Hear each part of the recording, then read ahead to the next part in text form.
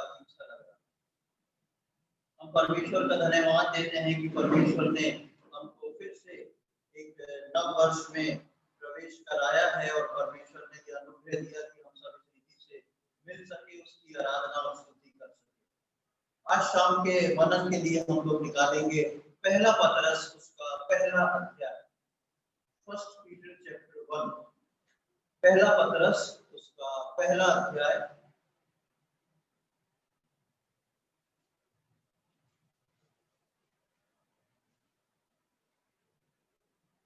और उसकी तीसरी आयत को मैं आप लोग के सामने पढ़ना चाहूंगा। First Peter chapter 1 verse 3। यहाँ पर इस प्रकार लिखा है, हमारे प्रभु यीशु मसीह के परमेश्वर और पिता का धन्यवाद हो, जिसने यीशु मसीह के मरे हुओं में से जी उठने के द्वारा अपनी बड़ी दया से हमें जीवित आशा के लिए नया जन्म दिया। हम सब नए जन्म और उस जीवित आशा के बारे में जानते हैं। मैं आज आप लोगों का ध्यान उस जीवित आशा में एक छोटी चीज में आप लोग के ध्यान को केंद्रित करना चाहता हूँ। जिस प्रकार हम पढ़ते हैं कि हमारे प्रभु यीशु मसीह के परमेश्वर और पिता का धन्यवाद हो, जिसने यीशु मसीह के मरे हुए में से जी उठने के द्वारा अपनी बड़ी दया से हमें जीवित आशा के लिए नया जन्म दिया है। जब नए जन्म और उद्धार की बात आती है तो हम सब जानते हैं अनुग्रह ही से हमारा उद्धार हुआ। हमारा कोई भी खासियत, कोई भी लायकता इसमें हमारे उद्धार में नहीं इस्तेमाल हुई। परमेश्वर के बड़े अनुग्रह से मुझको और आपको जो है उद्धार मिला और उद्धार के बाद एक नए जन्म की जीवित आशा, नया जन्म जो उद्धार पाने के बाद हम प्रभु यीशु मसीह के लिए, यानी कि बपतिस्मा लेने के बाद, प्रभु में आने के बाद, यीशु मसीह को उद्धारकर्ता के रूप में ग्रहण करने के बाद हमारा जीवन जो है संसार के लिए जो मर चुका है और विश्वासी शुरू करता है उस नए जन्म के आधार पे उस नए जीवन को जीना। ये दोनों उद्धार और नया जन्म दोनों हमको प्रभु यीशु मसीह में मिलता है। लेकिन मैं आप लोग का ध्यान एक तीसरी बात की ओर केंद्रित करना चाहूंगा, जो कि इसमें लिखा है आखिरी लाइन में, हमें जीवित आशा के लिए नया जन्म दिया।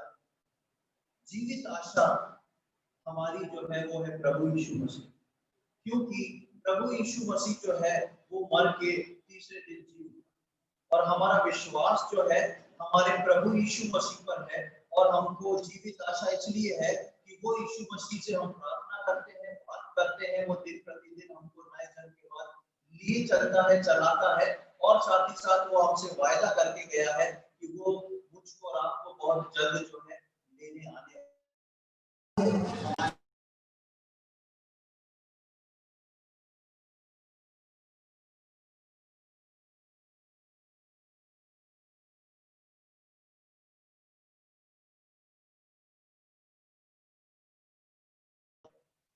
वो है जीवित आशा में जयवंत जीवन। फिर से मैं बताऊं, अनुग्रह ही से हमारा उद्धार हुआ है। हम प्रभु यीशु मसीह को अपना उद्धारकर्ता के रूप में ग्रहण करते हैं, पानी में डूब के बपतिस्मा लेते हैं। हमारा नए जन्म के बाद हम यीशु मसीह के साथ साथ चलने लगते हैं और यीशु मसीह जो है हर विश्वासियों के लिए जीवित आशा बन जाता है। उस जीवित आशा जो मेरी और आपकी प्रभु यीशु मसीह है, उस जीवित आशा के अंदर एक चीज और छुपे रूप से है, जिसको कई बार विश्वासी जन जो है नजरअंदाज कर देते हैं या उस पर ध्यान को नहीं लगाते हैं। और वो जीवित आशा में जो है वो है मसीह में एक विश्वासी के लिए जयवंत जीवन।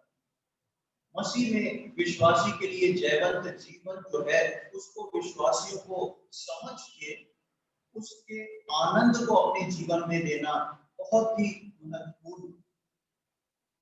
अक्सर हम देखते हैं कि विश्वास में आने के बाद जो है हमारा जयवंत जीवन जो है, हम जानते हैं हमारा विश्वास प्रभु यीशु मसीह पे, हमारे पास जीवित आशा है।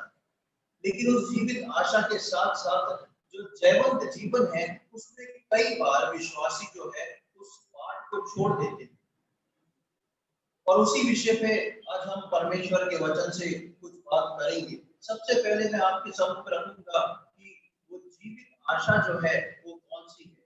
हमने पहला पत्रस के पहले अध्याय की 3री आयत को पढ़ा, मैं आपके सम्मुख 4थी आयत को पढ़ूंगा, वर्ष 4। अर्थात एक अविनाशी और निर्मल और अजर विरास के लिए जो तुम्हारे लिए स्वर्ग में रखी हुई। ये उस जीवित आशा का एक पार्ट है जो हमको बताता है कि यीशु मसीह में जो हमारी जीवित आशा है वो क्या है। और वो क्या है? एक अविनाशी और निर्मल और अजर विरास के लिए जो तुम्हारे लिए स्वर्ग में रखी हुई। प्रभु यीशु मसीह हमारी जीवित आशा, और प्रभु यीशु मसीह में उद्धार पाए हुए लोग जो हैं, जो उसको परमेश्वर की संतान होने का जिनको सौभाग्य अधिकार मिला है, उनके लिए न केवल यीशु मसीह एक जीवित आशा, लेकिन यीशु मसीह में होकर जब हम स्वर्गीय स्थानों में जाते हैं तो उनके लिए भी एक जीवित विरास, अजर, अविनाशी और निर्मल और अजर विरास के लिए तुम्हारे लिए जो स्वर्ग में रखी गई। लेकिन ये दोनों चीज, प्रभु यीशु मसीह जो हमारी जीवित आशा और हमारी अविनाशी और निर्मल और अजर विरास, दोनों तीनों चीजें जो है, इन सब के साथ साथ एक विश्वासी के अंदर जो है एक मसीह जीवन का आनंद है, और वो है जयवंत जीवन का आनंद। अगर यीशु मसीह जीता हुआ है तो उसके लोग जो है, उसके विश्वासी जो है, वो भी जीते हुए। अब जब दोनों तरफ जीत है तो एक विश्वासी का जीवन जो है उदासीनता में क्यों?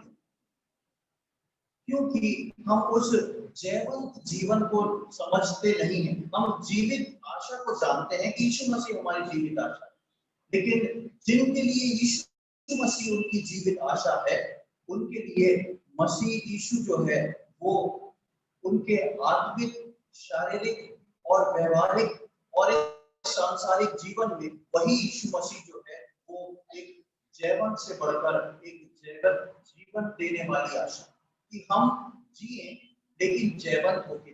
अक्सर हमारे जीवन में जब हम जीते हैं तो वैसे जयवंत होके नहीं जी पाते। जब हम संदेशों को सुनते हैं, प्रार्थना करते हैं, भजन गाते हैं, उस समय हमारा कुछ आराधना से हमारा उस जीवित आशा का लेवल जो है वो थोड़ा सा बढ़ जाता है। हमको प्रभु यीशु मसीह में सब कुछ दिखाई देता है, सब कुछ हमारा प्रभु है, प्रभु हमें चला रहा है, सब अच्छा कर रहा है। लेकिन हमारे व्यवहारिक रोज के जीवन अक्सर हम इस बात को भूल के चलते हैं अपने जीवन में कि हम जो है, हमको जीवित आशा के साथ साथ एक जयवंत जीवन भी परमेश्वर ने प्रदान किया। और कलीसिया के सम्मुख में इस बात को आज रखना चाहता हूं कि हम जो है जयवंत से बढ़कर क्यों है? क्योंकि हमारी आशा जो है वो एक जीवित आशा है। हम जीवित आशा की ओर तो अपने ध्यान को केंद्रित करते हैं, लेकिन अपने जयवंत जीवन की ओर ध्यान नहीं देते। और इसी कारण से आज के समय में जो विश्वासी है वो एक फॉर्मल स्पिरिचुअल लाइफ जीते, एक ऐसा आत्मिक जीवन जो जिसमें मीटिंग्स आना है, प्रार्थना करना है, संडे को आराधना अटेंड करना है, सब कुछ है, लेकिन उसके बाद पलटते ही, मीटिंग खत्म होते ही, हमारे घर जाते ही या हमारे वापस ऑफिस या बिजनेस में जाते हुए वो जयवंत जीवन हम महसूस नहीं करते। फिर से संडे आया, वेडनेसडे आया, फिर से हमको ऐसा लगा कि हाँ प्रभु हमारे साथ है, लेकिन हफ्ते भर का हमारा जीवन जो है वो जयवंत जीवन नहीं होता, और जिसके कारण हमारे मुख जो है वो चमकते दिखाई नहीं देते। हमारे अंदर जो है एक निराशा घर करी रहती है, क्योंकि जीवित आशा अगर यीशु मसीह है, यदि विश्वासी उस जीवित आशा को जीवन के रूप में भी अपने जीवन में ले, तो वो हर रोज उस जीवित आशा के साथ साथ एक जयवंत जीवन भी जी सकता है, जिसके लिए परमेश्वर ने मुझको और आपको बुलाया है। न केवल उस जीवित आशा के लिए, लेकिन मसीह में एक जयवंत जीवन जीने। दो आयतों को मैं आपके सम्मुख रखना चाहूंगा। पहला कुरिन्थियों उसका 2 अध्याय,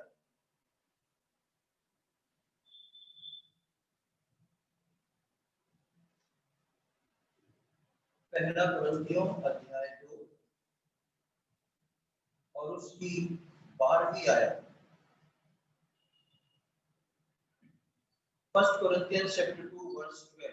परंतु हमने संसार का आत्मा नहीं, परंतु वो आत्मा पाया है जो परमेश्वर की ओर से है, कि हम उन बातों को जाने जो परमेश्वर ने हमें दी।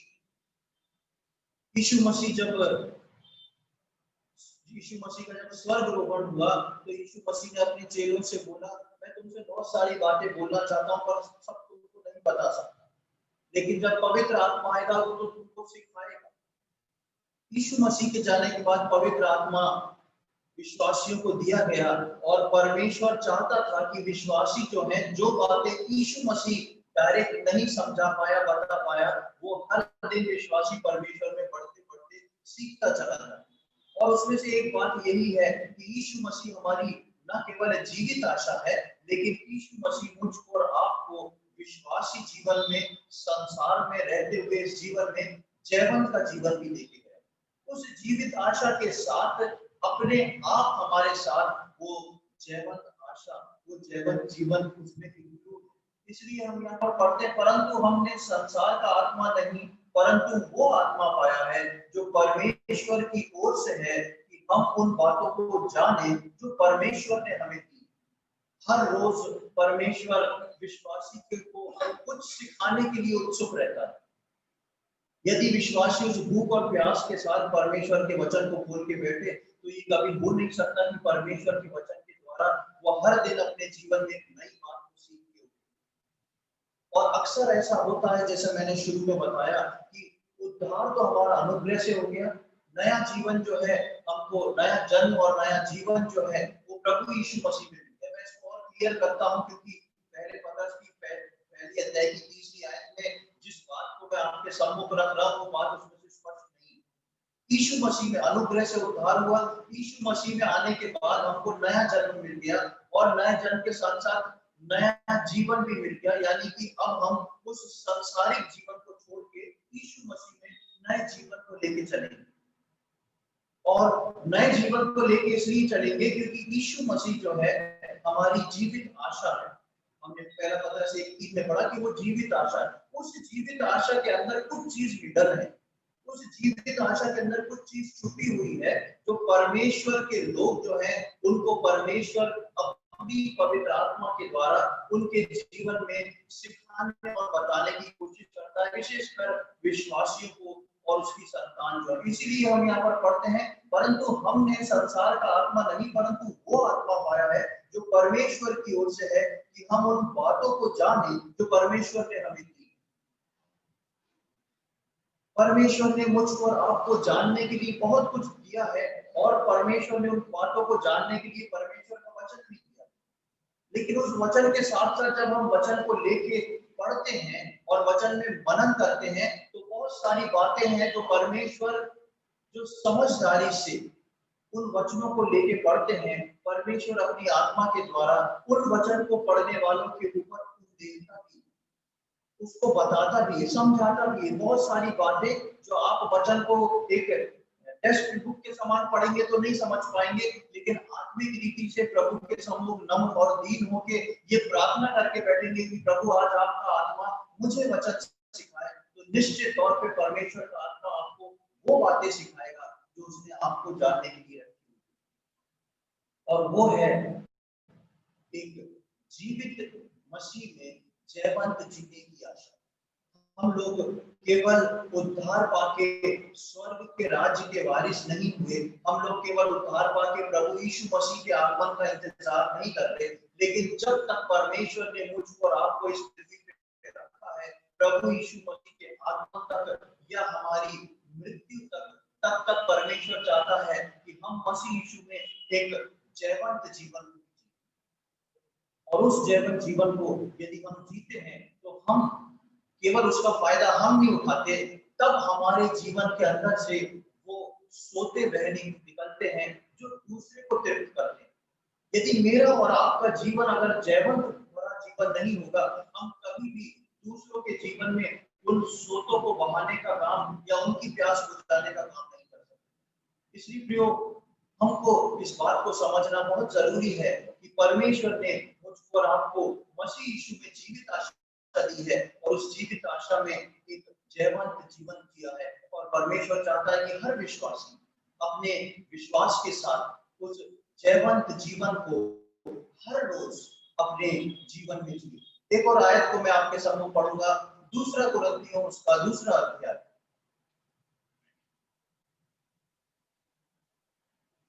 सेकंड कोरिन्थियंस चैप्टर 2, दूसरा कुरिन्थियों उसका दूसरा अध्याय और उसकी 14वीं आयत, 14th वर्स।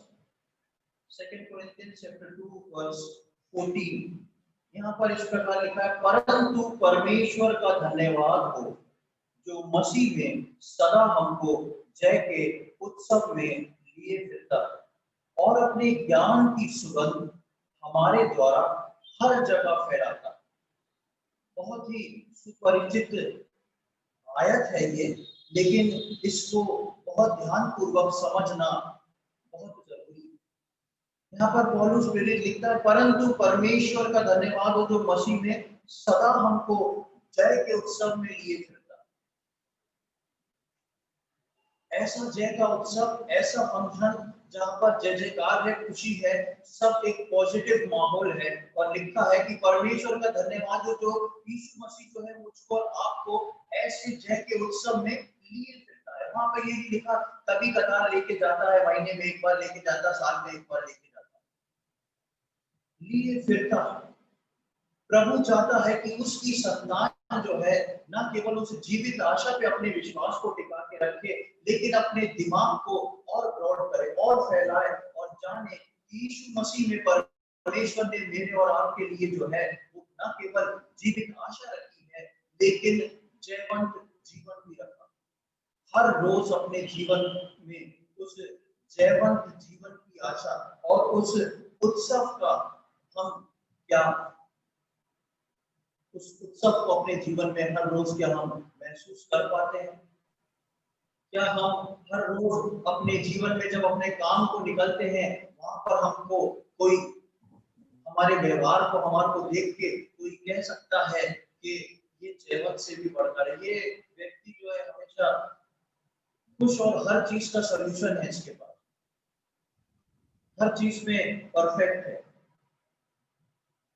वो परफेक्टनेस हर चीज का सॉल्यूशन आपके चेहरे की चमक जो है आपके मसीह जयवंत जीवन को बताती है। आप जब मुंह खोलेंगे तब अपनी गवाही को किसी को दे सकते हैं, लेकिन आपका हाव भाव, उठना बैठना, चलना फिरना, आप किस में प्रसन्न है वो उस बात को बयां करता है।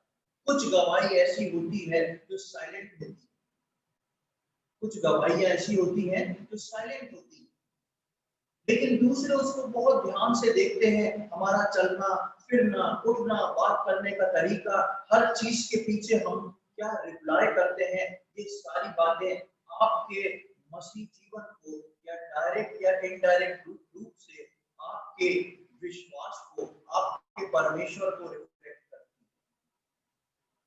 मैं और आप जो हैं एक उदासी के चेहरे को लेके मसीह जीवन कभी नहीं जी सकते। बेशक मसीह जीवन जो है वो कई कठिनाई और दुख से भरा हुआ है, लेकिन वो मसीह जीवन जीवित जीवन और जयवंत जीवन इसीलिए है क्योंकि यीशु मसीह मेरे और आपके साथ है। जो हमने 1:4 में पढ़ा था कि एक अविनाशी, एक अजर निराश, एक जीवित आशा। आप सोच के देखें ऐसी कौन सी चीज है जो परमेश्वर ने विश्वासियों को दी नहीं। उसने न केवल संसार की चीजें, लेकिन उसके साथ साथ स्वर्ग की चीजें और आने वाली वो चीजें जो जो मनुष्य ने ना सोची है ना देखी है, वो सब भी दे दी। और परमेश्वर ने बताया कि सब कुछ तुम्हारा, सब कुछ तुमको दे दिया गया है, यहाँ तक कि परमेश्वर का इकलौता पुत्र जो है वो हमारे लिए दे दिया गया है। मेरे को और आपको उस जीवित आशा के साथ साथ जयवंत जीवन जीने से कौन रोकता? हम देखते हैं पौलुस बोलता है कि मेरे जीवन में मेरे कष्ट, मेरी परेशानी, मेरी सारी चीजें, इनमें से कौन सी ऐसी चीज है जो मुझे मसीह के प्रेम से अलग कर सकती है? हमारा हर रोज का जीवन जो है वो हमारी एक गवाही को, एक नई गवाही को प्रस्तुत करता है सामने का। हमारा हर रोज का जो मसीह जीवन है, हमारा उठना बैठना जो है वो सिर्फ इसलिए नहीं कि हम दूसरों को दिखाने के लिए खुश रहें, लेकिन वो इसलिए कि वास्तव में अगर जीवित आशा मेरे और आपके पास है तो मैं और आप जो है जयवंत से भी बढ़, क्योंकि वो हर रोज मुझको और आपको जो है जय के उत्सव में लिए चलता है। कैसे हो सकता है कि हम जय के उत्सव में जाके अपने जीवन को जो है उस निराशा में डालें? उसके बाद 14वीं आयत के दूसरे भाग में लिखा है, और अपने ज्ञान की सुगंध हमारे द्वारा हर जगह फैलाता है। किसके ज्ञान की सुगंध? परमेश्वर के ज्ञान की सुगंध, मसीह के ज्ञान की सुगंध। मसीह जो मुझको और आपको सदा जय के उत्सव में लिए चलता है, केवल वो उत्सव में नहीं लिए चलता, लेकिन वो अपने ज्ञान की सुगंध जो है वो हमारे द्वारा हर जगह फैलाता है। हमारे द्वारा हर जगह फैलाने का अर्थ ये नहीं कि हम केवल सुसमाचार सुना, केवल लोगों को यीशु मसीह के बारे में बता, लेकिन यीशु मसीह में मेरा और आपका जीवन जो है वो जयवंत है, वो एक जीवित जीवन है, मरा हुआ नहीं। वो है मसीह के जीवन की सुगंध। यहाँ पर आप ध्यान दें, यहाँ पर ये भी लिखा है कि उसके ज्ञान की बातें हर जगह फैलाता है। ज्ञान की बातें बोलने के लिए मुंह को खोलना पड़ेगा। ज्ञान की बात को बोलने के लिए, परमेश्वर के ज्ञान की बात को बोलने के लिए हमारे होठ हिलेंगे, मुंह को खोल के परमेश्वर की बात को बताना पड़ेगा। लेकिन सुगंध जो है हम ऐसे ही अपनी नाक से ले लेते हैं। हम एक फूल को थोड़े से पास से सूंघ लेते हैं, किसी कुछ को समझ में आ जाता है। एक साइलेंट कैरेक्टर है ये जयवंत। मेरे और मुझको और आपको प्रभु यीशु मसीह जय के उत्सव में इसलिए नहीं लिए फिरता कि हम केवल कलीसिया में, मीटिंग में, दूसरी जगह पे जहाँ पर मसीह मीटिंग्स होती है वहां पर खुश दिखें, लेकिन परमेश्वर चाहता है कि मैं और आप मसीह की गवाही बन के एक जयवंत जीवन जी के उसको खुशबू के समान फैलाएं। उस मसीह यीशु को, उसकी ज्ञान की बातें, सोचिए ज्ञान की बात मुंह से ही बोली जाती है, लेकिन उस ज्ञान के जीवन को, उस ज्ञान की बात को खुशबू के समान फैलाया जाता है। इसलिए मैंने बताया कि पहले पत्रस में जो लिखा है, जीवित आशा और जयवंत जीवन, उस जीवित आशा में जयवंत जीवन विश्वासियों के लिए छुपा हुआ है। प्रियो, हम अपने जीवन में इस बात को सोच के देखें कि मैं और आप कैसे जीवन को अपने रोजमर्रा के जीवन में जी रहे हैं। क्या हमारे जीवन से वो जयवंत जीवन लोगों को दिख रहा है? दूसरे लोगों को तो दूर की बात है, कई बार कलीसिया में विश्वासियों को एक दूसरे का जयवंत जीवन नहीं दिखता, क्योंकि जब हम मिलते हैं तो दूसरा विश्वासी अपनी कष्ट ही बताता, परेशानी ही बताता। आज परमेश्वर चाहता है कि जिस प्रकार मैं आपको परमेश्वर ने नए साल में प्रवेश कराया, हम इस नए साल में उस न केवल जीवित के साथ, लेकिन उस जीवित आशा में छुपे हुए जयवंत जीवन के साथ हमारे जीवन से वो जयवंत जीवन उजागर हो सके। एक और आयत को मैं आपके सामने पढ़ूंगा, गलातियों उसका 6वां अध्याय, गलातियंस चैप्टर 6 और उसकी 9वीं आयत। गलातियों उसका 6वां अध्याय, उसकी 9वीं आयत। यहाँ पर इस प्रकार लिखा है, हम भले काम करने में साहस ना छोड़ें, क्योंकि यदि हम ढीले ना हो तो ठीक समय पर कटनी काटेंगे। ये विश्वास जीवन के कर्म के बारे में, हम भले काम करने में, कौन से भले काम जो परमेश्वर ने मेरे और आपके लिए रख छोड़े, उन कामों को करने के लिए हम साहस न छोड़े, क्योंकि यदि हम ढीले ना हो तो ठीक समय पर कटनी काटेंगे। ये वर्ष मैंने इसलिए पढ़वाई कि यहाँ पर एक लाइन है, ढीले ना पड़े। धीरे पढ़ना मतलब कि धीरे पढ़ेंगे तो उस काम को जो परमेश्वर ने मेरे और आपके लिए रखा है उसको हम कर नहीं पाएंगे। लेकिन धीरे पढ़ने के साथ साथ एक चीज है कि जिस पल आप और मैं अपने जीवन में अपने मन में जब धीरे पढ़ते हैं, सबसे पहले हम अपने जयवंत जीवन को खोते हैं। जीवित आशा को यीशु मसीह को नहीं खोते हैं, जयवंत जीवन को खोते हैं। एक निराशा जो है हमारे चेहरे को उतार देती है, एक निराशा जो है, एक चिंता जो है हमारे मन को बुझा देती है। और उसके बाद वो कार्य करना तो दूर की बात है, हम अपने चेहरे से इस बात को नहीं बता सकते कि हम एक मसीह हैं और हम जो है एक जयवंत जीवन जी रहे हैं। प्रियो, प्रभु ने मेरे और आपके लिए जो है जयवंत जीवन को रखा है, जीवित आशा के साथ साथ। हम इस पर भी मनन करें, गौर करें कि हमारा जीवन जो है वो कैसा चल रहा है। एक और आयत को मैं आपके सामने पढ़ूंगा, लूका रचित सुसमाचार उसका 21वां अध्याय। Gospel according to Luke chapter 21, लूका रचित सुसमाचार उसका 21वां अध्याय और उसकी 34वीं आयत।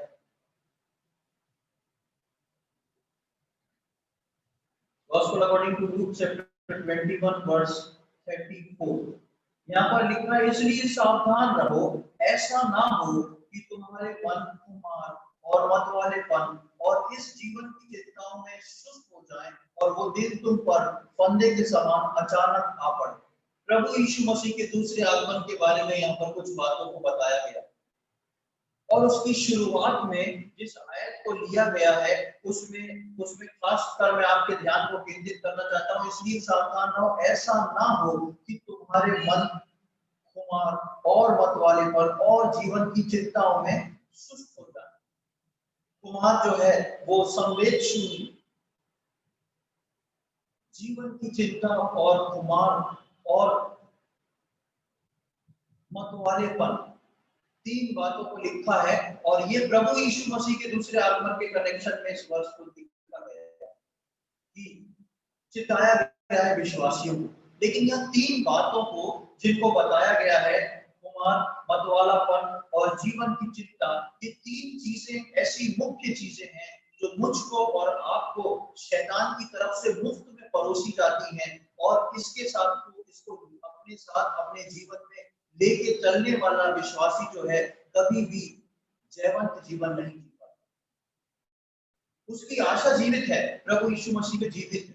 वो इस बात पर विश्वास करता है कि यीशु मसीह आएगा, मुझको जल्दी लेके जाएगा, सारी चिंता सारे टेंशन खत्म हो जाएंगे। लेकिन प्रियो, मेरे को और आपको परमेश्वर ने न केवल स्वर्ग में अनंत काल के लिए आनंद और सुखदायी जीवन जीने के लिए चुना है, लेकिन मेरे को और आपको परमेश्वर ने इस संसार में, क्योंकि उसने अपना इकलौता पुत्र प्रभु यीशु मसीह दे दिया, तो एक जयवंत जीवन देने के लिए चुना।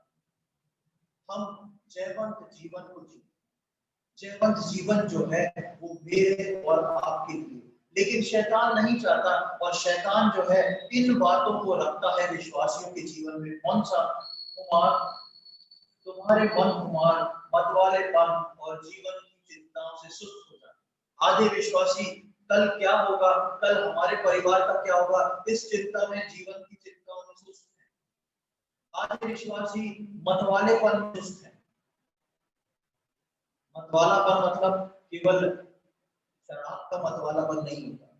दुनिया में और भी बहुत सारे नशे हैं जो विश्वासी भरपूर रूप से कर रहा है और सबसे बड़ा जो है इंटरनेट और मोबाइल से कर रहा है। कुछ खुले रूप से कर रहे हैं, कुछ छुपे रूप से कर रहे हैं, पर कर सकते हैं। पर परमेश्वर के अनुग्रह और चेतावनी से जो है वो बचे हुए।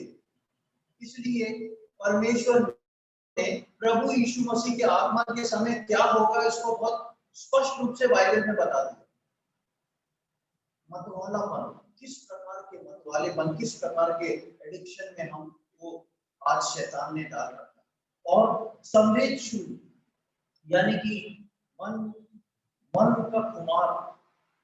संवेद शून्य मतलब चाहे कुछ हो जाए हमको असर नहीं पड़ेगा, चाहे कितने भी अच्छे वचन सुन लें, चाहे हम फास्टिंग प्रेयर में बैठ जाएं, दूसरे दिन वो कहाँ गए वचन, वो प्रार्थना कहाँ गई, उसका कोई ठिकाना नहीं। ये है संवेद शून्य।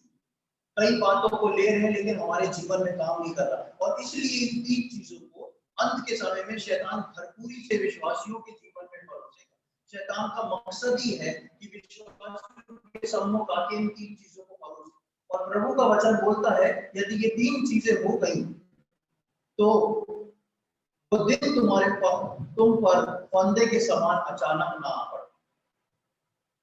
प्रियो, प्रभु यीशु मसीह चाहता है कि प्रभु यीशु मसीह के आगमन तक मैं और आप उस जीवित आशा के साथ साथ जयवंत जीवन भी। और परमेश्वर के वचन में ऐसे बहुत सारे परमेश्वर के जन हुए हैं जिन्होंने इस बात को पूरा भी किया, चाहे वो पुराने नियम से लेके प्रकाशित वाक्य तक, नए नियम तक हम देखते हैं। हम यूसुफ के बारे में पढ़ते हैं, 17 साल की उम्र से उसका जिक्र है कि वो अपने भाइयों के साथ भेड़ बकरी चराने लगा। उसके जीवन में कई सारी घटनाएं आती रही जाती रही, कई सारे अप्स एंड डाउन्स आते रहे, लेकिन यूसुफ ने कभी भी ना उस जीवित आशा को छोड़ा, ना उस जयवंत जीवन को छोड़ा। यूसुफ ने कभी अपने जीवन में कंप्लेन नहीं करी, देखो मेरे साथ क्या हुआ, मेरे भाइयों ने मेरा क्या कर डाला। यूसुफ ने कभी अपने जीवन में कंप्लेन नहीं करी कि मेरे को गलत बात पे, गलत इल्जाम पे मेरे को जो है जेल भेज दिया। यूसुफ के जब भाई उसके पास आए उससे मिलने को, तब भी यूसुफ ने बोला जो कुछ करा वो परमेश्वर की योजना में, ताकि मैं जो हूं तुम्हारी आगे को देखभाल कर सकूं, ताकि तुम लोग भूखे ना मर सको। यूसुफ ने एक स्वप्न 17 साल की उम्र में देखा था, और यूसुफ इस बात को जान गया था जिसने ये दर्शन मुझको दिया है वो विश्वास योग्य है और जीवित। और उस जीवित आशा को पकड़ के यूसुफ चलता रहा, न केवल उस जीवित आशा को, लेकिन एक जयवंत जीवन। इसलिए जब यूसुफ जेल खाने में था और दो कैदी जब आके अपने स्वप्न को रात में देखते हैं और उनका चेहरा उतरा होता है, तो यूसुफ आके उनसे पूछता है क्या बात है, तुम्हारा चेहरा क्यों उतरा? अगर यूसुफ का चेहरा उतरा हुआ होता तो यूसुफ कभी भी इस सवाल उन कैदियों से नहीं पूछ सकता। यूसुफ उस कैद में गलत कारण से, गलत इल्जाम से, गलत जगह पर है, दुख उठा रहा है, कष्ट उठा रहा है, लेकिन यूसुफ उस दशा में भी जयवंत जीवन को जी रहा है, जीवित आशा की ओर विश्वास कर। प्रियो, मैं और आप भी बहुत सारे कष्ट को उठाते हैं। भजन संहिता में हम पढ़ते हैं कि परमेश्वर जब तक उसको कसौटी पे कसता ना रहा, यूसुफ के लिए देखा, उसको बेड़ियों में बांधा जकड़ा रहा, वो जब तक परमेश्वर उसको कसता ना रहा कसौटी पे। परमेश्वर मेरे को और आपको, हर विश्वासी को अपने स्तर पे अपनी कसौटी पे कसता है। और जब कसता है परमेश्वर, तो बहुत सारे अप्स एंड डाउन्स विश्वासी के जीवन में आते हैं, बहुत सारी दुख की घड़ी आती है, बहुत सारी ऐसी चीजें आती है जिसमें विश्वासी कहता है ये मेरे साथ क्यों हो गया, मैंने तो ऐसा कुछ नहीं किया। लेकिन परमेश्वर चाहता है ऐसी दशा में हम जीवित आशा के साथ साथ जयवंत जीवन को भी जिए। हम इसी प्रकार दाऊद के जीवन में देखते हैं, दाऊद जो था वो क्या था, कहां से निकाला गया, उसका अभिषेक तो राजा के लिए हो गया, लेकिन वो अपनी जान बचा के जंगल में मारा मारा फिरता। लेकिन दाऊद ने कभी भी उस जीवित आशा पर विश्वास रखते हुए अपने जयवंत जीवन को नहीं खोया, इसलिए वो जंगल में रह के भी इतने सुंदर सुंदर भजन लिख पाया, जो आज आप मेरे और आपके लिए प्रेरित का कारण है। कितनी सुंदर भजनों को, कितनी सुंदर बातों को हम देखते हैं, वो हमको दाऊद के जीवन से सीखने को मिलती है। दानियल के जीवन से भी हम बहुत कुछ सीखते हैं। गुलामी की अवस्था में पकड़ा गया, उसको गुलाम बना के रख दिया गया, लेकिन हम देखते हैं कि परमेश्वर का अनुग्रह उस पर था। दानियल ने उस जीवित आशा पर विश्वास रखा और अपने जयवंत जीवन को कभी नहीं खोया। प्रियो, परमेश्वर मुझको और आपको बहुत सारी बातों को रख के बताना चाहता है। हम इब्रानियों के 11वें अध्याय की 32 आयत से लेकर 40वीं आयत तक पढ़ते हैं। मैं आपको उसको पढ़ाऊंगा नहीं, हम सब जानते हैं वहां पर विश्वास के लिए क्या लिखा है। इब्रानी 11:32 से 40, वहां पर एक बहुत लंबी लिस्ट दी गई है। इन्होंने ऐसा किया, इन्होंने ऐसा किया, कुछ लोग आरे से चीरे गए, कुछ लोग जानवरों की खाल को ओढ़ के छुपते फिरे, इधर से उधर गए, बहुत सारी चीजों को लिखा है। लेकिन उन्होंने अपनी आशा को नहीं खोया, जीवित आशा के साथ साथ जयवंत जीवन मेरे और आपके लिए बहुत आवश्यक है।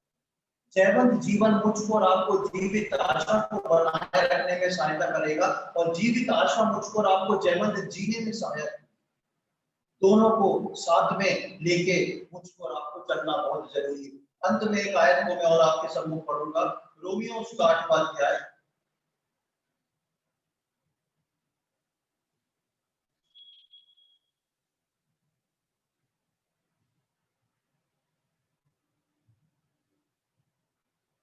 रोमियो 8 उसका 36 और 37 आयत को मैं पढ़ूंगा। Romans chapter 8 versus 37 and 38।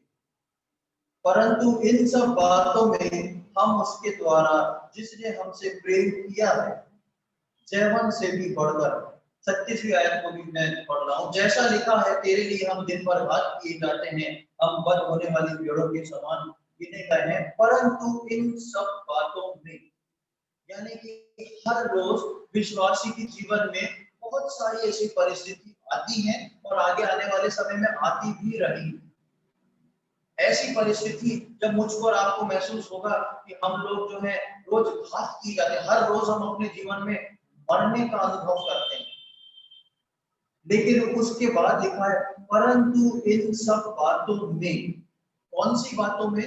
हर रोज मरने पर, ऐसी बातों में हम उसके द्वारा जिसने हमसे प्रेम किया है जयवंत से भी बढ़कर, हमसे प्रेम परमेश्वर ने किया है और उस प्रेम के तहत परमेश्वर ने प्रभु यीशु मसीह को मेरे और आपके लिए दे दिया और उसके लिए लिखा है कि उसमें हम जयवंत से भी बढ़कर, यीशु मसीह जो है मेरी और आपकी केवल जीवित आशा नहीं, यीशु मसीह मेरे और आपका जयवंत जीवन की, हम प्रभु में जयवंत जीवन जीने की कोशिश करें। हम प्रभु में इस प्रकार चलें कि हमारा जीवन जो है वो जयवंत से भी बढ़कर ऐसा चले कि हर रोज जैसे हम जय के उत्सव में लिए जाते हैं।